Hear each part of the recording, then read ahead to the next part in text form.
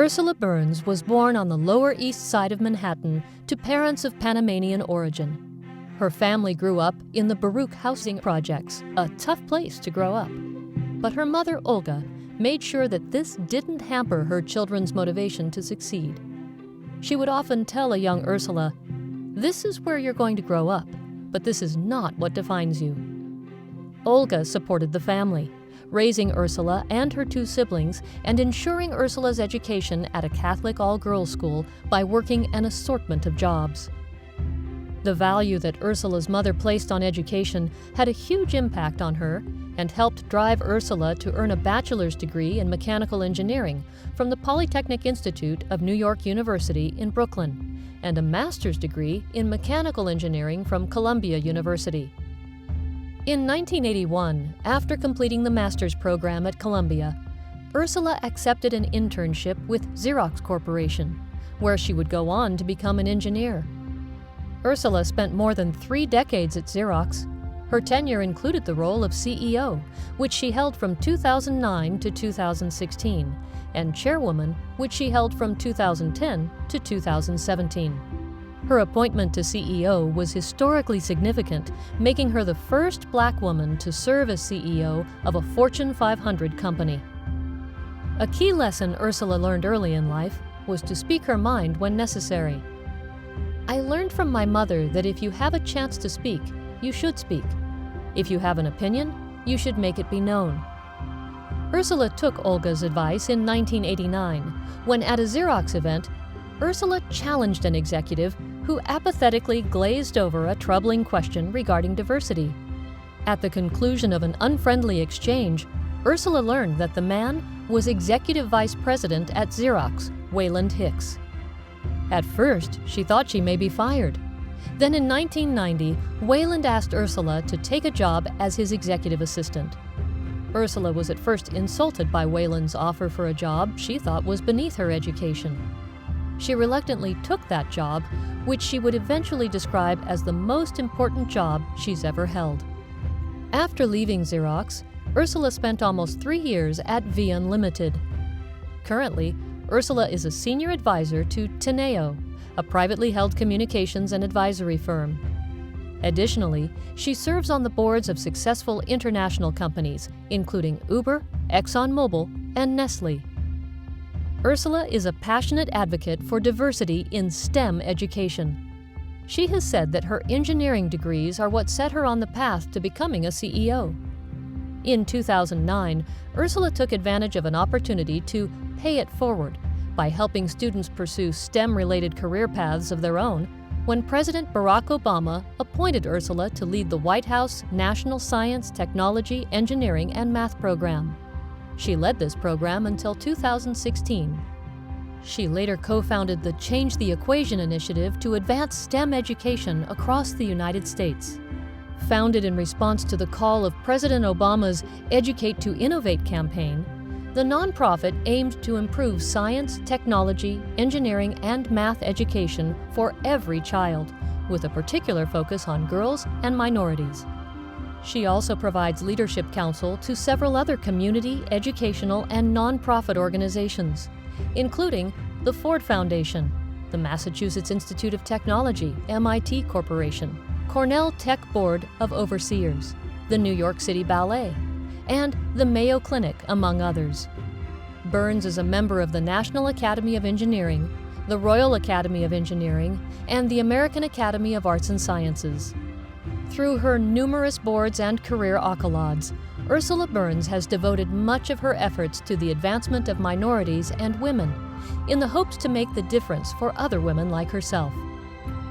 Dreams do come true, but not without the help of others, a good education, a strong work ethic, and the courage to lean in.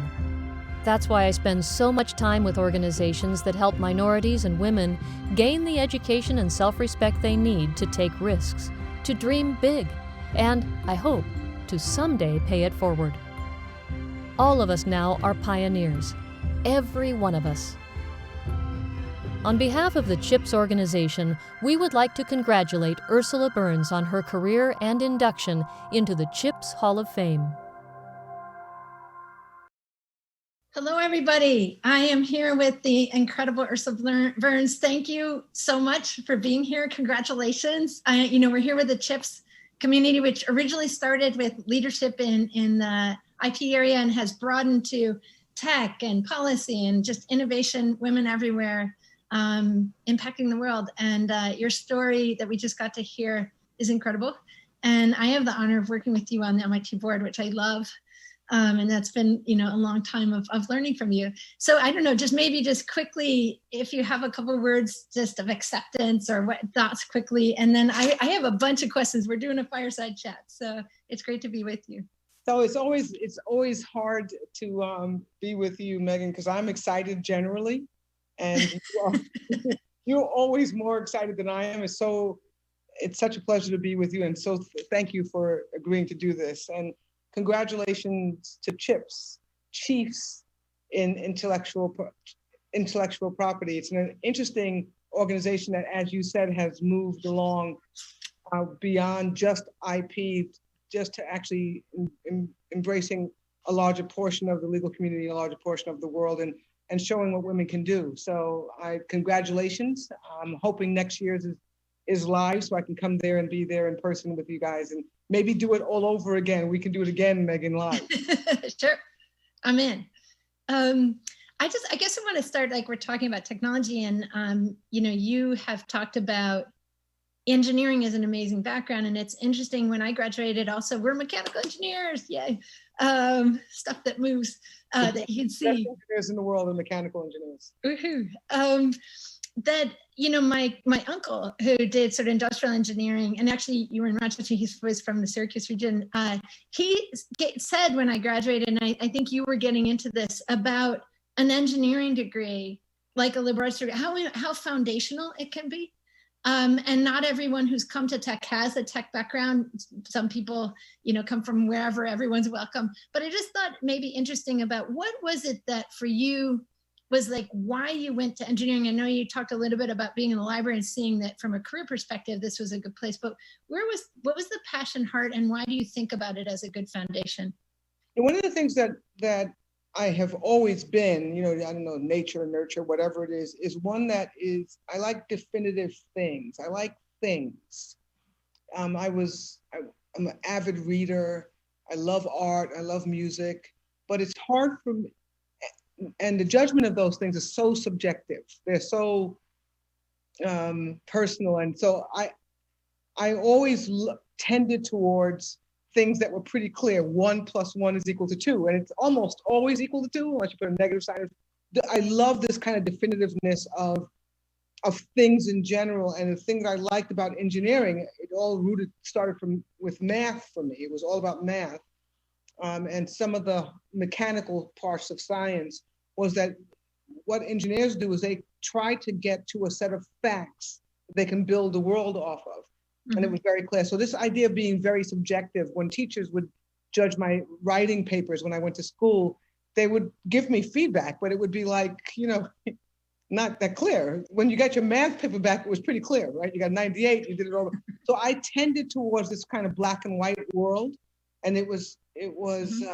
Engineering allows that, even though it is far from black and white. So the great thing about engineering is that you very rarely do engineers, particularly mechanical engineers, do mechanical engineering. It's mm-hmm. not like you don't say, I'm going to go into work and do mechanical engineering today. You do problem solving. You do a lot of observation about how the world works and around how you can develop solutions that are adaptable and scalable for the world. And so I just love the flexibility and the foundation that it gave me.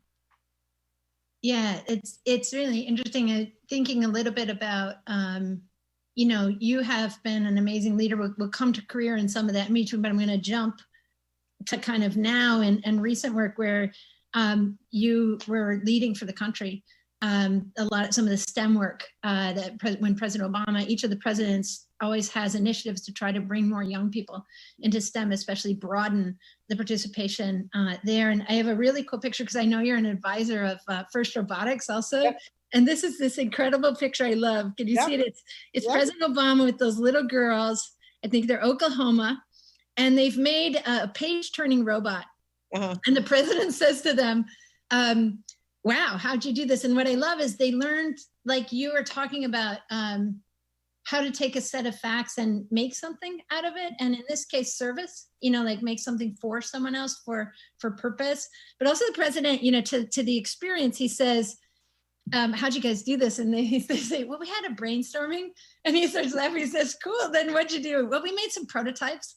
And I think that, it was so delightful. And can you imagine, children this age all over the world having that kind of active. Yeah. So, this idea of change the equation. And what I loved was the coalition thinking that you guys had, also finding who already was. We do this a lot of Shift 7, like Scott and Scale. Who's already solving? How can we be in coalition to drive? And it felt like a lot of the way you are leading both in that world and also, as CEO, whether how do you build a coalition for really movement into the future? And I wondered if you might share a little bit about kind of those leadership techniques that you brought that I saw in both worlds. And I also see when you're leading in the MIT corporation. Yeah, there's a great saying in African culture, I'm not sure exactly what part, but that if you want to go fast, you go alone. If you want to go long, you go together. Mm-hmm. And that I learned this a long time ago. My mother told this to me, and it stuck with me about this idea of there are times when going fast is appropriate. But most of the very, very large problems that we have in the world, or opportunities that we have in the world, tend towards long solutions. So you have to go together. It's mm-hmm. very difficult to solve very complex problems or to take advantage of very complex opportunities if you are doing it alone. And so I've had to from the very beginning, and I benefit from the fact that I was not alone from the time that I was a child. I was, clearly deprived. We didn't have any money. We didn't have all that stuff like that. But I was not deprived of love and vision, right? This idea that there's a place that you can go and you can be impactful. And it was always foundationed with a lot of people around me, some that I knew, some that I didn't know, that there were just names who were helping me along the way. So this idea of a coalition to get to better is in my DNA. It's the way that it's who I am. It is how I got to where I am today.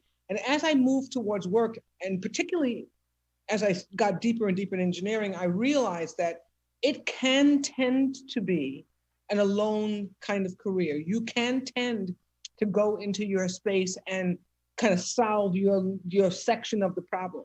But the biggest and most fun that I've had in my career, particularly when I was really an active engineer, was when I had to inject myself into a team solving a big and complex problem set. And so I would change the equation, which was an activity under President Obama that was all about, his question was pretty straightforward. Why aren't there more of you guys? I know Megan, I know Ursula, they're women, they're people of color, they're gay people, but most of the people that I see that do what you're doing don't look like you and aren't like you, aren't from your background. Why aren't there more? And one of the reasons is this idea that they don't see, they don't understand, they don't know. It's not about them not being able to do it. The biggest challenge is they don't have any idea of what it is. And so the whole idea about change the equation was not to create a new initiative, another initiative to get people interested. A lot of people are working on this, and this idea of getting more of different in engineering. Change the equation was all about picking the best of these initiatives and making sure that we replicate them in as many places as possible around the United States, but then around the world ultimately. And it was, the President Obama's openness and flexibility and his ability to listen, to build a coalition. The example that he uses to build a coalition, get people from industry, et cetera, is what we built, was the foundational element that we used in Change the Equation. And you showed first, I've been on, I was one of the first, Xerox was one of the first supporters, right? We're Xerox teams are the only team that won the Chairman's Award twice, because they stopped giving it twice, but we won it twice, team 92, Wilson High School. It's these types of things where you get a group of people together to build solutions for the world are the best ways to attack problems. And we're moving, engineering was moving away from it. This kind of like, I'm a man in the lab kind of a thing. And fortunately, that has ended up with some not so great successes from a cultural standpoint, and we're starting to move back to community, working in communities. Yeah, and I see that constantly in your leadership style, and I saw it in the presidency, that taking that community organizing. And I think for a lot of the women in ChIPs, I think just the existence of this organization, the point is to be in community, to have each other, have that support, and like question some of those rules, like you were getting at, like this idea of the singular scientist or engineer working alone. That's okay for some people, but like the breadth of experience and what people want is, I think, something that you were doing in all the coalition building, but also something that you were also making permission for. Like sometimes you were talking a lot about in some of the things I've talked to you about and I've read, but this idea of helping women have a little more self-respect or confidence around their way of doing things. And I think it's interesting, a couple things. One is in looking at your career, like similar, like Mary Barra, like being in the middle, sleeves rolled up, like on the floor, like getting, whether it's design and engineering or whether it's in production, really in the mix and understanding the operations, working with some executives in different ways as a younger person, so you can see how stuff works.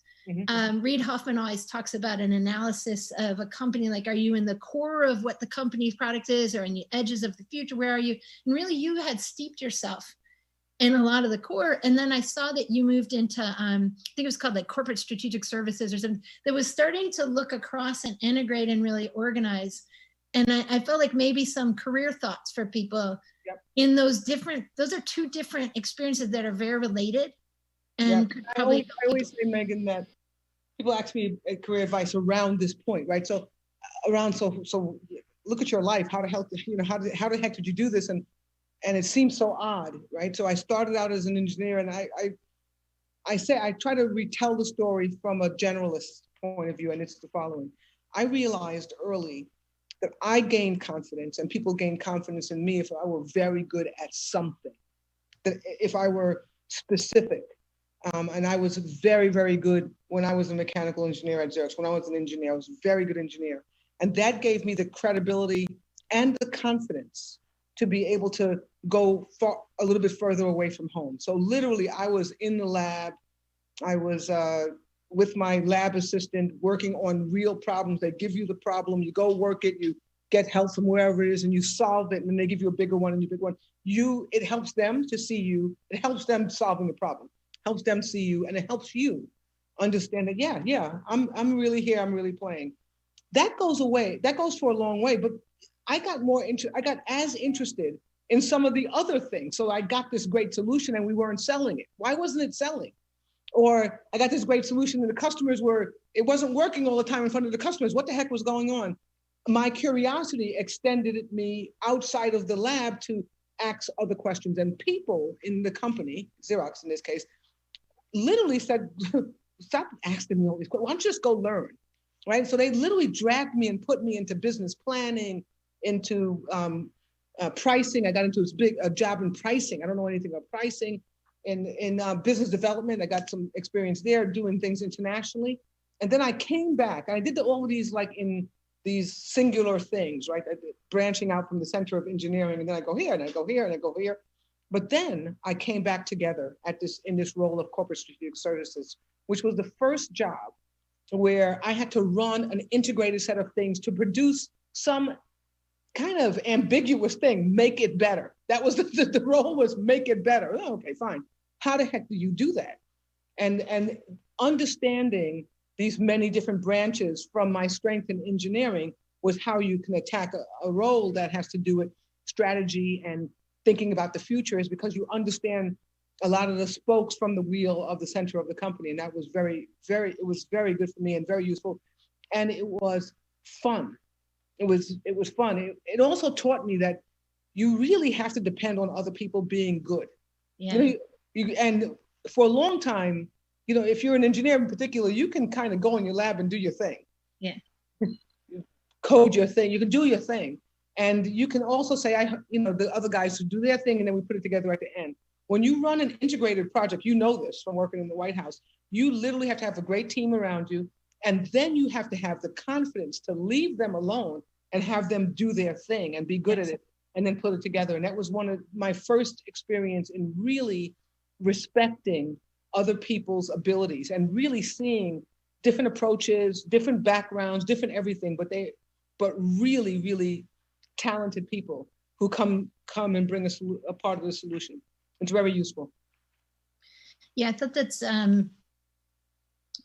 this idea of like creating really elite collective genius teams, is sort of what we need so much, because the problems we have faced, but even now they're even more complex. And it was interesting for me, like similar to you, like coming from a more pure tech place, like Silicon Valley, sort of the whole, I'm born and raised in Buffalo. So I'm a big fan of the Western New York tech powerhouses from Tesla on in.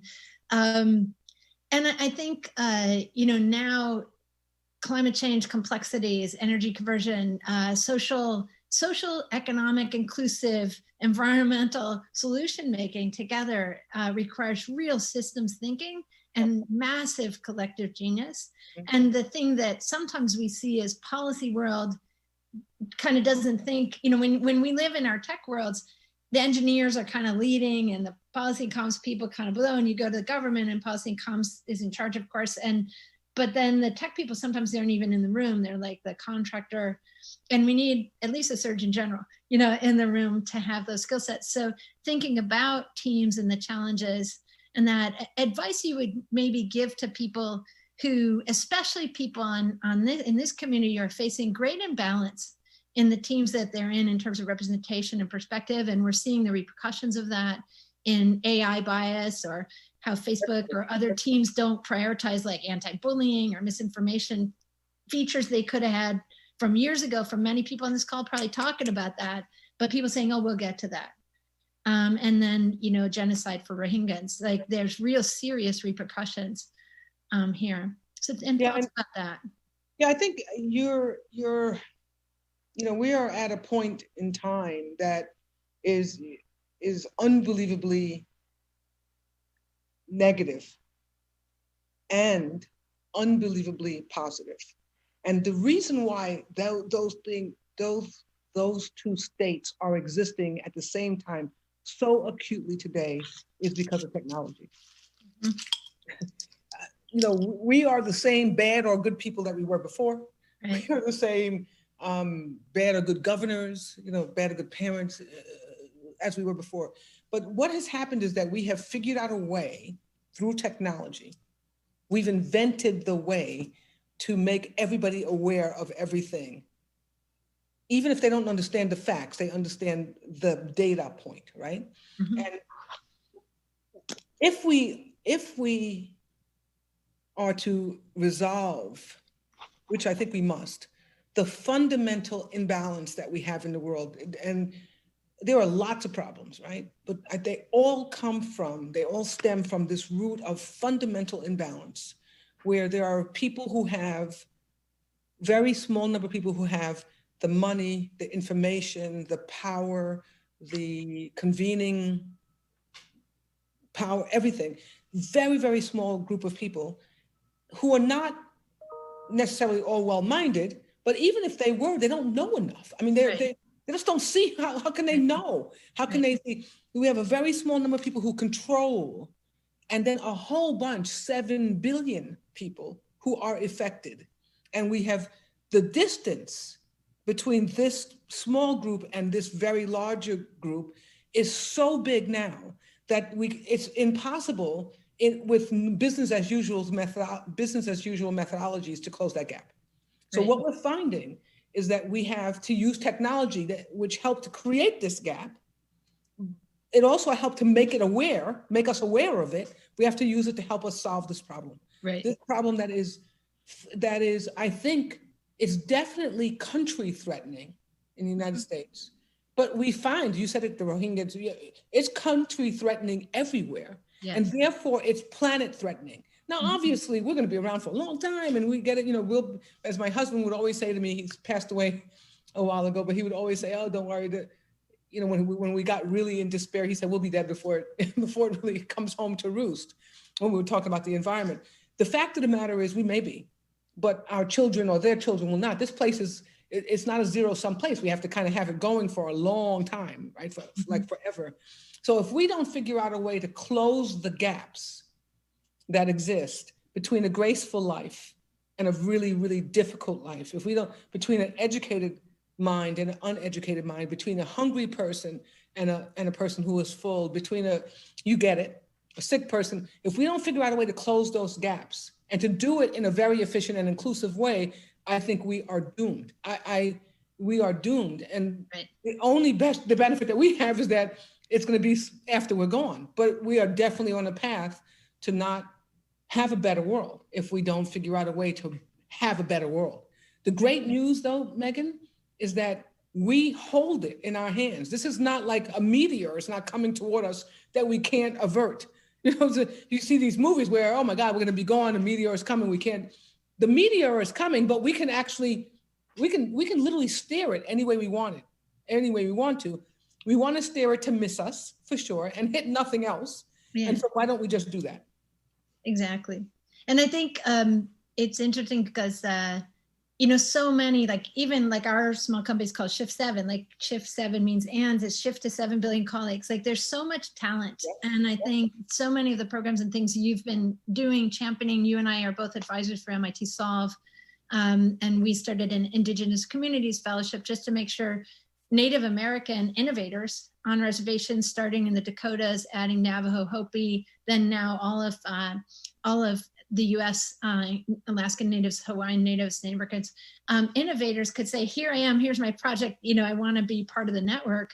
And just like you were saying, one group has all the treasure. If I say innovation is going to be on TV, everyone thinks, oh, we have a show about Elon Musk and Jeff Bezos, not about these genius colleagues of ours, Henry Red Cloud and Pine Ridge doing solar, or Rose and new kinds of agriculture techniques, and really indigenous knowledge, which is actually a path to island innovators, or the UN Solutions Summit that we do. So one of the things that we recently worked with Katie Coleman and did some work around the spacesuits. Remember, there weren't the right size spacesuits, and this shows you, men's spacewalks versus women's spacewalks. And what is a challenge here is because as NASA stopped the shuttle program, they quit the extra large and the small suits. Only certain people fit. And then they're like, oh my God, we got to add the extra large right away. And they didn't add the small. So our colleague who wrote this is the smallest person to ever qualify for EVA. Inside of this, imagine being in this huge suit where you have to slide over here to use the arm and slide over there, your actual arm. And, you're like a buoy underwater, just proving yourself. So the systems have been designed in ways that really make it unfair for some people to be able to move forward. And I know you've been a huge champion on changing that. Yeah. And I don't know if you have any thoughts. I love your statement, the systems. I not too long ago, after the killing of George Floyd, I got a lot of calls from business leaders. All of them were male and white, CEOs who asked about, what's happening here? Not the actual killing, the murder of George Floyd, but the reaction. Yeah. What's happening? I think I'm kind of in tune, but this is kind of unsettling. That the marchers in the street were not young Black men or young Black women. They were everybody. They were young, and they were not just in New York or California or Minneapolis. They were everywhere. Mm-hmm. And so it was a little bit unsettling because they called and said, can you talk to me? And I went back and said, well, why are you calling me? By the way, thank you very much. I'm really good friends. It's good to talk to you. But why are you calling me? Why aren't you talking to somebody on your board and basically the response largely was because we don't have anyone. Mm-hmm. So out of that came this thing called the Board Diversity Action Alliance, which we started, which is really simple one of every, just get one. Start with one. Can you just get one? Right? We said start with one brown or Black person, get some people on your board that looks a little bit differently. And the reason why this thread was important is the knowledge that these people that I was speaking to had to have was, we're not talking about, because they were saying, I'm not racist. Don't you get it? I actually am inclusive. I think I have an open mind, and I try to get them back to the beginning, because what you just said is so important, Megan. This is not about racist individuals only. It's about a racist and sexist system and structure that we have developed a system and structure in this country, in the world, but I'm not talking about the United States, that is geared towards men for sure, and absolutely towards white men. So we call this white privilege, right? What does that mean? You get the best from the beginning of time, before it was illegal to have women or people of color in the schools. So the schools, the best schools, are structured around everything, the bathrooms, everything. The leadership is structured around white men, because that's the only people they built it. Think about everything in the country, the governments, everything is structured around this belief, this understanding that there is a supreme kind of state to be in the world, and everybody else kind of has to fit in. Yeah. And I think that we're starting to realize that racism is not, we've gotten past, or we're getting past I'll call you a bad name and I treat you, we're getting a little bit past that for the most advanced, and we're running into the next layer, which is very hard, which is we have to redesign our societies. We have to fundamentally change the way that we think about the value that we create for each other. So when I walk into a room and I see you, I see Megan Smith, and I can tell you, oh, that's a woman, she's gay. And with that, I literally, if you're a normal person, you sum that person without even you opening your mouth. Mm-hmm. And if you're fortunate, if you're a white guy and you're fortunate, they say, oh, that person is generally a good doer who's probably running a business, so on. They'll say whatever. For Black males, for my son, they say, probably a crook. There's a summation that we have to kind of we're not going to be able to erase it, but we have to erase the structures that are around it as quickly as possible, because it's just not, it's fundamentally unfair and it's fundamentally wrong. So the idea that you started with that we have to kind of redesign structures, we have to redesign society. Yes. And I don't mean throw everything out. I mean, we can't throw it all out. There's 7 billion of us. We have to have roads and lights and all that stuff. But we can start at the places of the most egregious injustice and start taking those things away. Access to good healthcare, access to good education, access to good safety. These are places you can go around. You can go to the United States of America by zip code, and I can assure you. You give me the zip code and I can tell you the graduation rate, the diversity mix, et cetera. That just because I happen to live in this neighborhood and that neighborhood is Black and poor, then my educational access, my healthcare access is very low, actually horrible. And we have to kind of get rid of these things and make it more of a balanced approach. We're not gonna be able to solve it all today, but if we don't start, we are creating we have created an underclass that's unsustainable. It's unsustainable in the world. Yes, and you are such an amazing voice for this push, and I join you, and I think part of it is also, for everyone here listening, feeling the permission to jam on these issues, to push on these issues, and to that your voice. And I think part of the Pay It Forward, the CHIPs team has Pay It Forward as a slogan, is that you always have a very steady, thoughtful, kind, inclusive, grounded way. You've been a CEO, a chairman, you're on board. It's like that way that you show up in that way for others. And I think for us pushing that permission to folks, I was going to share this since we've been talking to space. There really have been 4 women in space together, including 2 women of color. That could be the next TV show. So we know these things. That's the next norm. That's a norm. Yeah. We're more than half the population, right? We can do this. And on permissions and on CHIPs, one of the reasons why I agree, I didn't know about CHIPs until I was told about CHIPs, right? And not to boast or anything, but I am asked to do lots and lots and lots of things. And I say, no, I have to a lot of them. And I agree to this. Why? Because we need to show ourselves that we are worthy. And women have to, I hate to use those words because it's like, you got it. But we're there, people. Yeah, There's, feel it. Yeah, it's not that complicated, if you know what I mean, fitting into the world. It's not easy, but we have as much of everything as everyone else does. We're not given less chromosomes, less brain matter. The only thing we're given less of is opportunity. And the only way that we can break through that opportunity, which is kind of this amorphous thing that's built in structures that we talked about, is for the people who can even think of an organization like ChIPs, to you who can be in the White House, on the board of MIT, to you who can be at Google, start all these companies, to me is to stand up and yell. You got to stand up and yell. Yeah, if you're there and you're quiet, and I say this, people say, well, how is it to be the only person in the room when you were the only person in the room? I said it's still largely the only person in the room. The great news about this is that they know who you are. Right? They look around and go, oh my God, who's that? Right? So they figure out who you are quickly.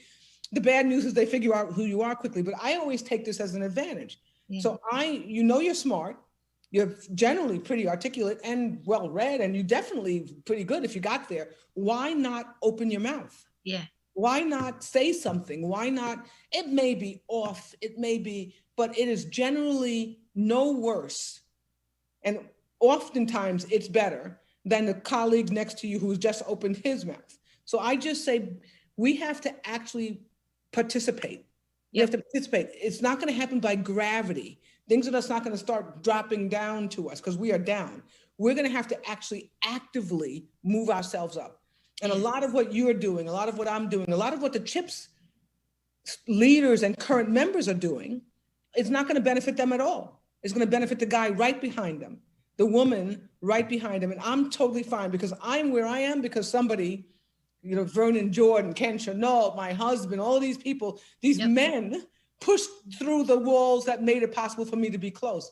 We have to continue to do that. We have to speak up. And I say, be confident in our abilities. I'm never disappointed. We sit in the MIT corporation board, and I tell you what, I look and I say there's obviously more men than women, but it's pretty reasonable. But we're smart. We're smart. We're good. I mean, literally, we could run the place. Yep. And we have been doing that, and you did that. We have been doing that. And so people should feel confident. And I know we're at time, sadly. So just it's so important to keep that confidence. And one of the things that I think for women is we do stuff together. Men do too. And so notice that. And so do stuff together. And if you're feeling less confidence, go grab some friends, women and men, and do it together. And know that that's okay. Instead of that point you made about the singular engineer alone, just do it together if it feels better, and that sponsor each other. So Ursula, congratulations. Thank you. And thank you to the ChIPs team and everybody who supports and everybody who's here virtually this year with our complexities of these times. Anyway, congratulations. And we hopefully get to take you up on being in person next year, and things will solve. So feel the confidence, people. Thank you, Ursula. Congratulations. And you are the best, Megan. You are the best. And congratulations to all the ChIPs people next year or the year after in person. Yeah. Thank you. Go team.